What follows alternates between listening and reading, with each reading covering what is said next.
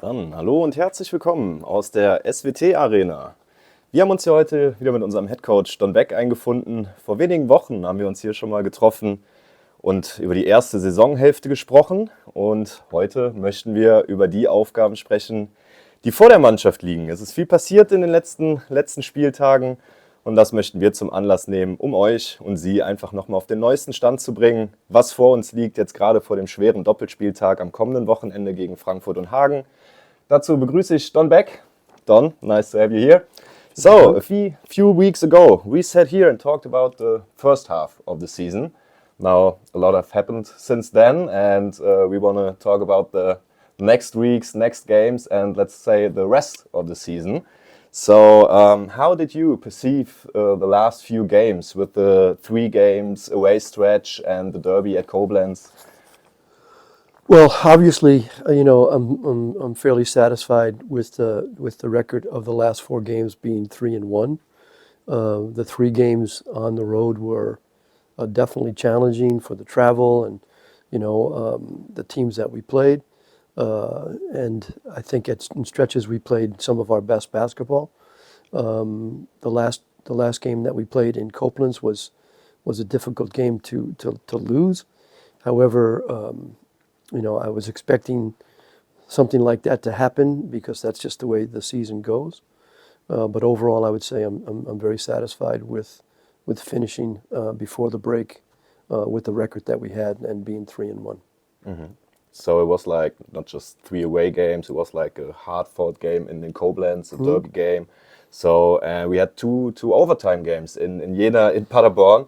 Is there a way for you as a head coach of a team to prepare for situations like this, or is it that you have adapted the situation in the game? You basically you prepare for those situations by some of the practices that you can set up, so you can get that competitive level, those situational things going on in some practices, but they are really, really hard to prepare for. You rely on your talent, obviously. You rely on the experience of some of the players that you have on the floor at that time. It's usually going to be your most experienced and your best players on the floor in those situations. And that's what their job is, and they have to do their job. And when they do it correctly, you usually come out on top. Sometimes it doesn't happen. In Koblenz, we had 4 chances to win that game. And we had 2 great looks at the 3. We had 2 layups towards the end of the game. One, I think, was a foul, but was not called, but there's nothing you can do about that. So you try to take advantage of the situation that you have. And in the Koblenz game, even though we did not win, I think we held them scoreless, for the last 2.5 minutes, except for the foul at the end of the game. So it's part of the year, it's part of the season, and those things happen. Mm-hmm. So in this stretch of games, the team set a new club record with 12 games in a row. Is that a factor for you? Do you have something like that in mind? I think for the fans, I think for the team,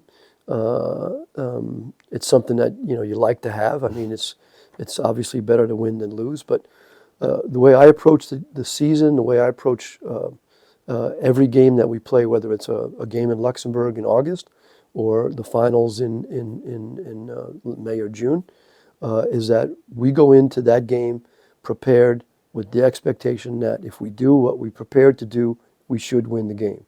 So it's just a habit that I want the players to have from the beginning of the season all the way through. So obviously winning 12 in a row is great. It's good for the city. It's good for our fan base. It's good for our team. I've been fortunate enough to have a few of those. In 2015, we won 26 games in a row. At Toyota. Now that's a 60-game season, but still, it was a great feat, and it's something that I'm very proud of, and I'm very proud that we won 12 in a row with this team. Nice. So we talked about the hard challenges from the last week. So let's talk about the upcoming challenges. So on the weekend now, we have a back-to-back home games against the 2nd and 3rd place teams, Frankfurt and Hagen. So how do you prepare for something like this coming out the FIBA break? So you had a break. I think the FIBA break was really important. I think breaks in the season are really something that will help you, throughout the end of the year, which is at the end of the year you want to be playing, you want to be healthy, and you want to be playing your best basketball.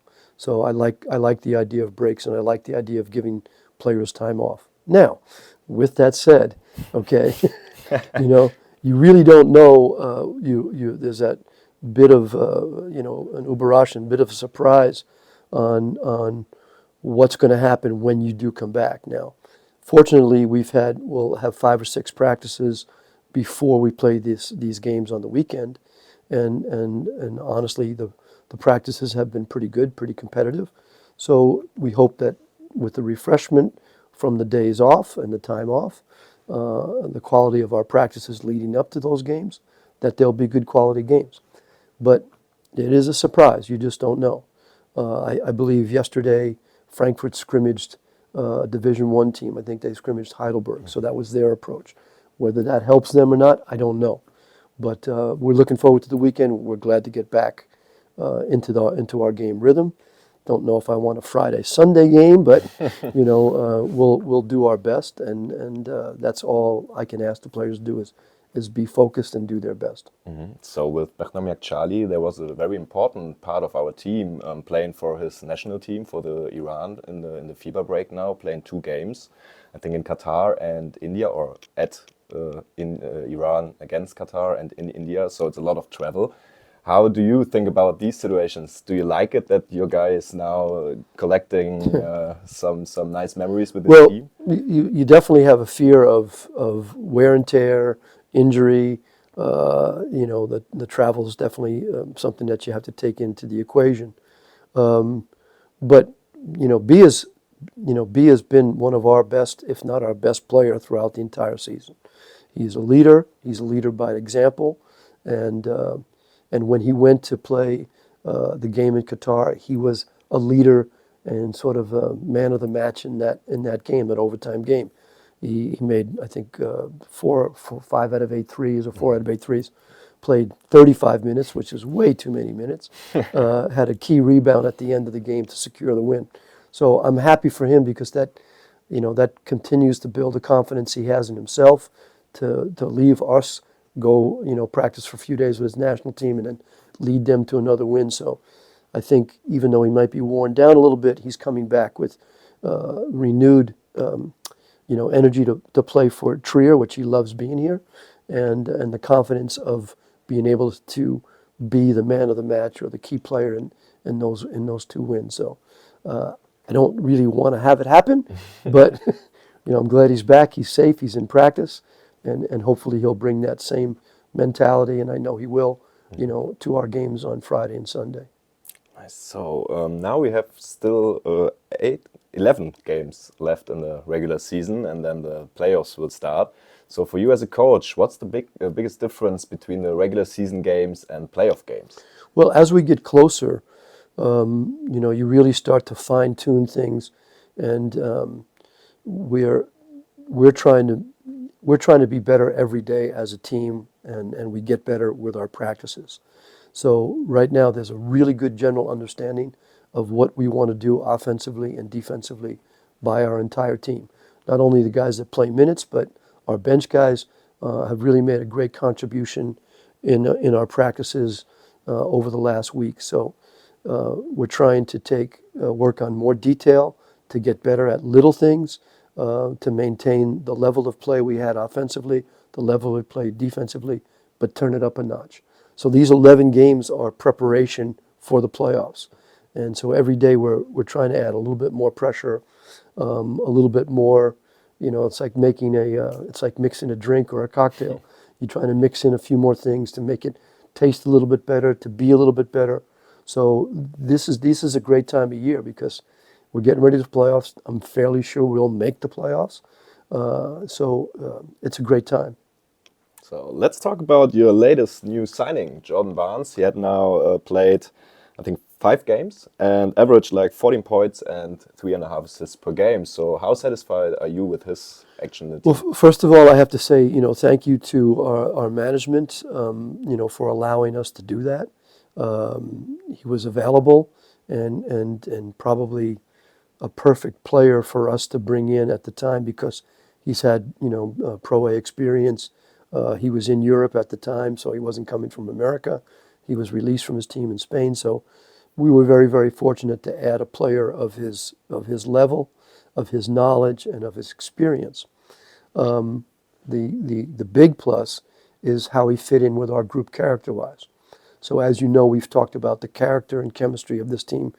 For me, it's been, it's extremely high, and it's been an extremely special part of coaching and working with this team and working with the coaching staff. So besides him being the player that he is, his character and the way he's fit in has been probably the biggest plus. As a player, he's proven in this league for 2 years before at Gießen and Paderborn that he knows how to play, and he's proven it with us stepping into that role and being a really crucial player for us down the stretch in those games on the road. So we're really, really happy to have him. So earlier in the season and also in the last one, you were talking about a collective effort to bring Trier as a basketball city to the next level. So now a few weeks are gone, and we had like in Koblenz enormous fan support with like 700 Trier fans over there. Is this like the collective effort you were talking about, or Sure. what do you see? Where are we there, and what are the next steps we need to take? Well, I think as far as me coming here, I had certain goals that I wanted to accomplish. Okay, I came here for two primary reasons. One, Trier is special to me. The team was struggling, and at the point where I was in Japan, I thought I could come and help them in some way. So I think I was able to do that, and I feel very good about that. The other thing was I could come and be with my kids and spend time with my grandkids, which has also been really, really super and special. As far as this team and heading towards a high playoff seed, a championship level seed, from my experience, specifically in Japan and back in the days in Trier when we were a competitive team, you need five things. Okay, so you need talent. Okay, you need management. You need good coaching. Okay, you need character or team chemistry. Okay, and so far we've really done well in those four areas. And the last area, surprising to maybe some fans, will be you need a certain amount of luck.